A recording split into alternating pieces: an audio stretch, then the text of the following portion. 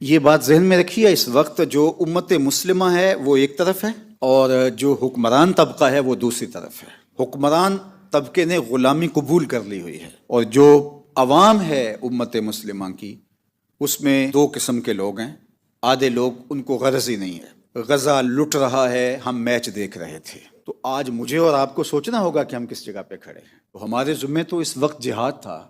ہمیں تو کہا گیا ہے وَمَا لَكُمْ لَا تُقَاتِلُونَ فِي سَبِيلِ اللَّهِ، تمہیں کیا ہو گیا اللہ کی راہ میں تم جہاد کیوں نہیں کرتے ہو؟ آج تو ہمیں یہ سبق دیا جا رہا تھا اور یہ ہمارے مضامین ہونے چاہیے تھے۔ آج ہمارے خطبوں کے مضامین کیا ہیں، یہ ہمیں سوچنا پڑے گا کہ ہم کہاں کھڑے ہیں، امت کہاں ہے، امت کا کہیں وجود بھی ہے؟ آج غزہ کے بچے ایڑیاں اٹھا اٹھا کے ہمیں دیکھ رہے ہیں اور ان کی مدد کے لیے کوئی نہیں پہنچا۔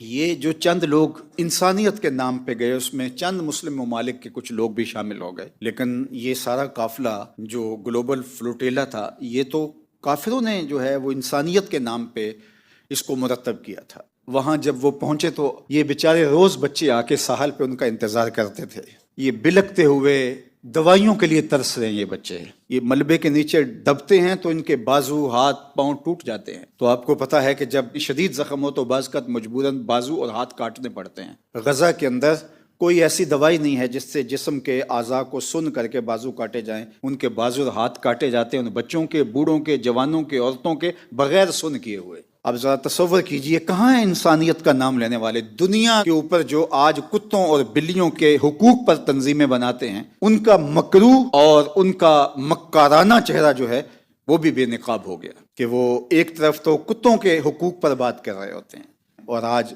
ان کے سامنے بچوں کے، بوڑھوں کے ہاتھ اور پاؤں کاٹے جا رہے ہیں اور بغیر سن کرنے والی دوائیوں کے کاٹے جا رہے ہیں اور کوئی ان کا پرسان حال نہیں۔ اور وہ یہاں فلوٹیلا کے راہیں روز تک کے واپس مایوس چلے گئے۔ لیکن میں کہتا ہوں کہ یہ جو گریٹا نامی خاتون ہے، اس نے جب تیونس کے بندرگاہ کے اوپر رخصت ہوتے ہوئے جتنے بھی شامل تھے، اور بہت سارے لوگ رخصت کرنے کے لیے ان کو آئے تھے، اور انہوں نے جس طرح وہ رخصت کیا، وہ بھی مناظر آپ نے دیکھے ہوں گے، کتنے ان کے جذبات تھے۔ تو اس نے وہاں مختصر سا خطاب کیا تھا، تو اس کتاب کا ایک جملہ یہ تھا کہ اگر میں 100 کلو آٹا بھی غزہ کے بچوں تک پہنچا سکوں اور اس لیے مجھے جان سے مار دیا جائے تو مجھے